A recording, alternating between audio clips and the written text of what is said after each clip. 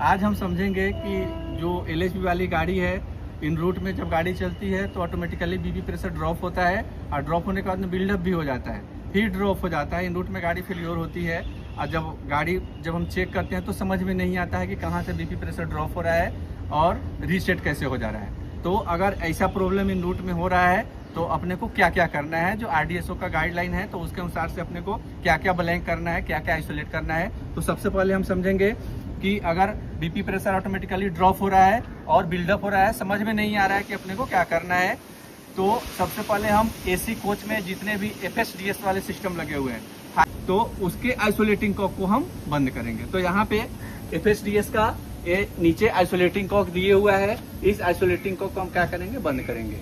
यानी सबसे पहले अपने को फर्स्ट में क्या करना है, बीपी प्रेशर ड्रॉप हो रहा है, ऑटोमेटिकली बिल्डअप हो रहा है, समझ में नहीं आ रहा है, गाड़ी चेक कर रहे हैं तो गाड़ी पे पता नहीं चल रहा है कि बीपी प्रेशर कहाँ से ड्रॉप हो रहा है। तो सबसे पहले AC कोच में, ओनली AC कोच में FSDS सिस्टम लगे हुए हैं, तो AC कोच के FSDS के आइसोलेटिंग कॉक को बंद करना है। जितने भी कोच AC के लगे हुए हैं, 8 कोच 10 कोच या पूरे रैक हो, तो सबसे पहले FSDS को बंद करेंगे।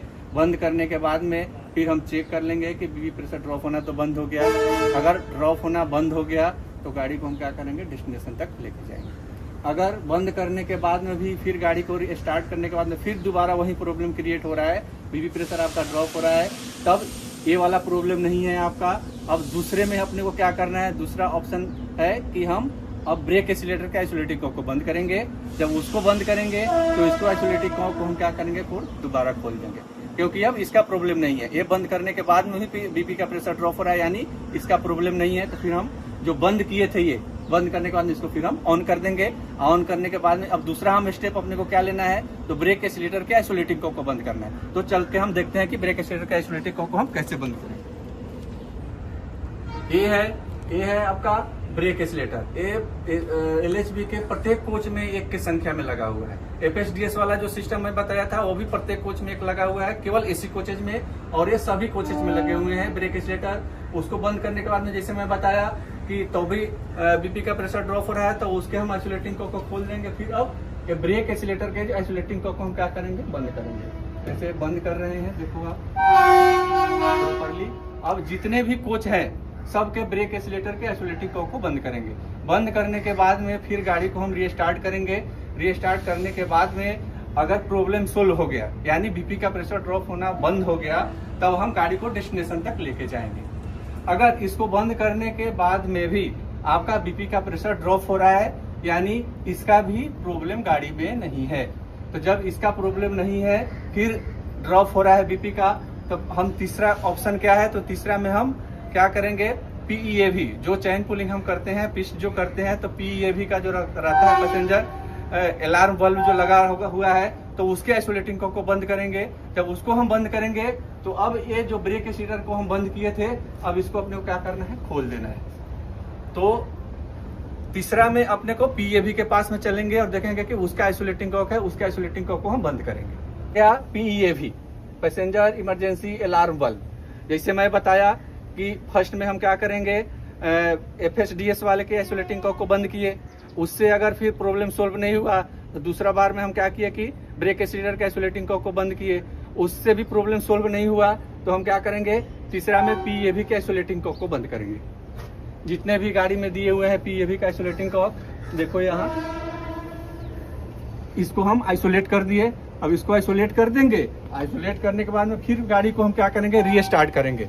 रीस्टार्ट करने के बाद में अगर गाड़ी में प्रॉब्लम सोल्व हो गया, बीपी का प्रॉब्लम, प्रेशर ड्रॉप नहीं हो रहा है, तो इसका प्रॉब्लम था किसी कोच का, और गाड़ी को हम क्या करेंगे, डेस्टिनेशन तक लेके जाएंगे। अब जैसे मैं बताया, ये तीनों करने के बाद में आपका FSDS का बंद किए, ब्रेक एक्सीलरेटर का बंद किए, PEAV बंद किए।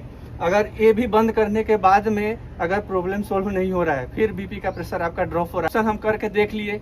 तीनों में हम आइसोलेटिंग कॉक जो बंद किए थे, अब बंद करने के बाद में तीनों को हम खोल दिए, क्योंकि अब तीनों से प्रॉब्लम सोल्व नहीं हुआ। तीनों को हम आइसोलेट किए, बारी बारी से आइसोलेट करने के बाद में भी बीपी का प्रेशर ड्रॉप हो रहा है। तो चौथा ऑप्शन है आपका फीवा के आइसोलेटिंग कॉक को बंद करेंगे। तो फीवा के आइसोलेटिंग कॉक को जब बंद करेंगे तो ये जो हम PEAV का जो बंद किए हैं, इसको हम क्या करेंगे, पूरे कोच का जितना भी बंद किए हैं पूरे कोच में, वो सबको हम खोल देंगे। और खोलने के बाद ये हो गया फीवा। अब क्या किए कि जो मैंने बताया कि बीपी का प्रेशर ड्रॉप हो रहा है, हम FSDS भी बंद किए, उससे भी प्रॉब्लम सोल्व नहीं हुआ। ब्रेक एक्सीलेटर आइसोलेटिंग को किए, उससे भी प्रॉब्लम सोल्व नहीं हुआ। PA भी बंद किए, उससे भी आपका प्रॉब्लम सोल्व नहीं हुआ। तो चौथा ऑप्शन है आपका फीवा।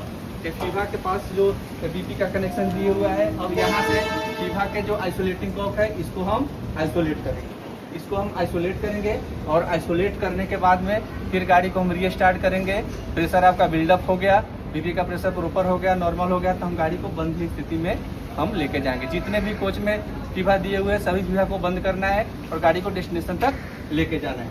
ये सब करने के बाद में भी अगर ड्रॉप नहीं होता है तो जब गाड़ी अपनी यार्ड में आएगी या जहाँ भी डेस्टिनेशन होगा वहाँ से इसका थ्रू चेकिंग होगा कि क्या प्रॉब्लम हो रहा है, उसके बाद में हम सॉर्ट आउट करेंगे। तो नॉर्मली अपने को यही समझना है कि इन रूट में अगर बीपी का प्रेशर ड्रॉप होता है तो ड्रॉप होता है, फिर बिल्डअप होता है, समझ में नहीं आ रहा है इन रूट में, गाड़ी पिट रही है आपकी, इन रूट में रुकी हुई है, तब हम सबसे पहले FSDS जो केवल AC कोच में लगा है उसको आइसोलेट करेंगे।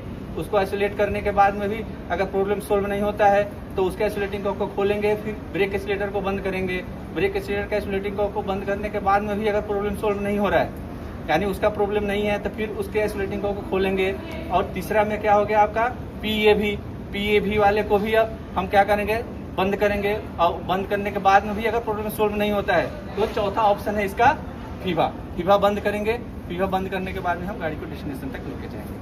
अगर उसे भी नहीं हुआ तो जब गाड़ी यार्ड में आएगी तो चेक होगी कि गाड़ी में क्या प्रॉब्लम हो रहा है। तो ये है आपका रूट में अगर बीपी प्रेशर ड्रॉप होता है तो इसे हम मैनुअली जो प्रैक्टिकली जो मैं करके दिखाया हूँ प्रॉपर प्रैक्टिकली इसको आइसोलेट करना है, खोलना है, आइसोलेट करना है, खोलना है और गाड़ी को डेस्टिनेशन तक लेके जाना है। तो ये आपका हो गया बीपी प्रेशर ऑटोमेटिकली ड्रॉप होता है। तो इस पर हम क्या कर सकते हैं, क्या नहीं कर सकते। Thank you.